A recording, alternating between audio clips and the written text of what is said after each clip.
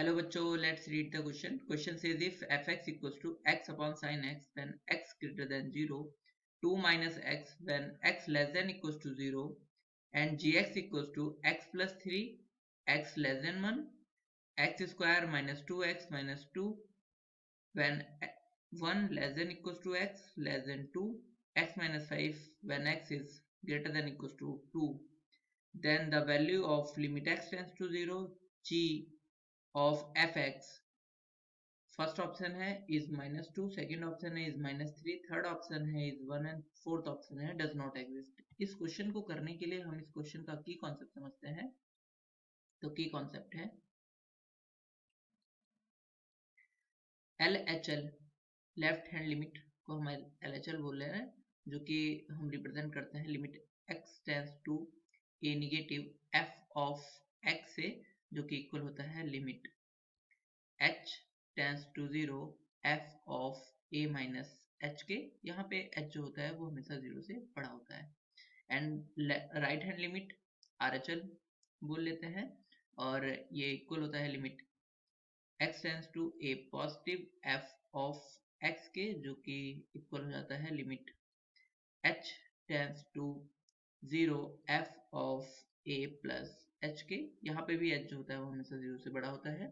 अगर ये दोनों लिमिट बराबर है, left hand limit equals to right hand limit है, देन हम बोलते हैं कि जो लिमिट है वो एग्जिस्ट कर रही है, और ये और बराबर भी हो और फाइनाइट भी हो, तब बोलते हैं कि लिमिट एग्जिस्ट कर रही है, और जो भी फाइनाइट वैल्यू होती है वो उस लिमिट की वैल्यू आती है। देन बोलते हैं limit x tends to a fx exist और उस फाइनाइट वैल्यू के बराबर आती है। नाउ हम अपने क्वेश्चन को करते हैं। तो हमें क्वेश्चन में फाइंड करना है limit x tends to 0 g of fx।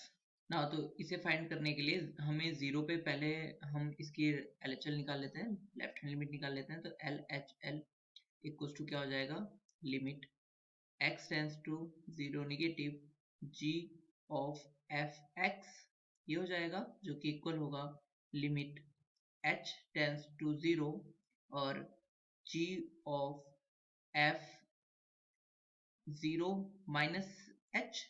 तो अब जहां पर फंक्शन में 0 माइनस h के लिए इसकी वैल्यू क्या होगी fx की, तो वो ये यहाँ पर 2 माइनस x से ली जाएगी fx की वैल्यू।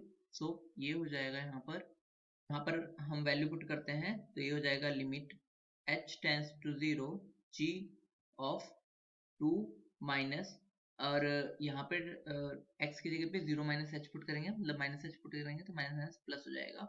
तो ये आ गया। तो नाउ अब हम यहाँ पर gx में वैल्यू पुट करते हैं। तो जब x की वैल्यू 2 से बड़ी है, क्योंकि x तो पॉजिटिव होता है, तो 2 से बड़ी होने पर gx की वैल्यू क्या आएगी, 2 से बड़ी होने पर gx की वैल्यू x माइनस 5 से ली जाएगी। तो यहाँ पर इसकी वैल्यू हो जाएगी 2 प्लस h माइनस 5, और limit h tends to 0, limit h tends to 0। यहाँ पर हम क्या करते हैं, लिमिट की वैल्यू पुट करते हैं। 2 माइनस 5 कितना आ जाएगा, -3। तो ये हो जाएगा -3। तो हमारी जो LHL आया वो कितना आया, -3। नाउ हम RHL फाइंड कर लेते हैं। तो RHL के लिए, राइट हैंड लिमिट के लिए, ये इक्वल हो जाएगी हमारी limit x tends to 0 positive g of f of x, जो कि इक्वल हो जाएगा limit h tends to 0 g of f of 0 plus h। तो नाउ यहाँ पर ये क्या हो जाएगा, 0 प्लस h मतलब h पॉजिटिव रहता है, तो पॉजिटिव के लिए इसकी वैल्यू क्या आएगी, वो ये रहेगी। तो हम यहाँ पर ये कर लेते हैं। तो limit h tends to 0 g of, ये हो जाएगा, यहाँ पर हम h पुट कर लेते हैं क्योंकि f ऑफ h, तो यहाँ पे x के पे h पुट करते हैं, g h upon sine h हो गया। अब h जो है पॉजिटिव है और 0 के बहुत पास में है, तो इसके लिए जब h यहाँ पर बहुत पॉजिटिव है और 0 के बहुत पास है, तो h की वैल्यू क्या होगी, वो हमेशा h बड़ा होगा किससे, साइन h से। तो यहाँ पर अगर साइन h को डिवाइड में ले जाएंगे तो h अपॉन साइन h जो होगा वो बड़ा होगा किससे, 1 से। तो यहाँ पर ये क्या बदलता है कि इसकी वैल्यू जो होगी वो 1 से बड़ी होगी। तो यहाँ पे 1 से बड़े होने पे gx की वैल्यू क्या होगी, यहाँ से ली जाएगी। तो यहाँ पर हम इसकी वैल्यू पुट कर लेते हैं। तो limit h tends to 0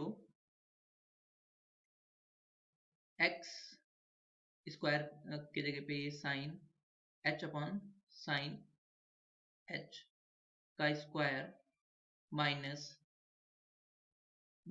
2 h upon sine h minus 2 ये आ गया। अब देखो लिमिट x टेंड्स टू 0 पे x अपॉन साइन x भी 1 होता है और साइन x अपॉन x भी 1 होता है। Limit s tends to 0 sine x upon x भी 1 के इक्वल होता है। सो यहाँ पर ये क्या हो जाएगा, ये भी 1 के इक्वल हो जाएगा, ये भी 1 के इक्वल हो जाएगा।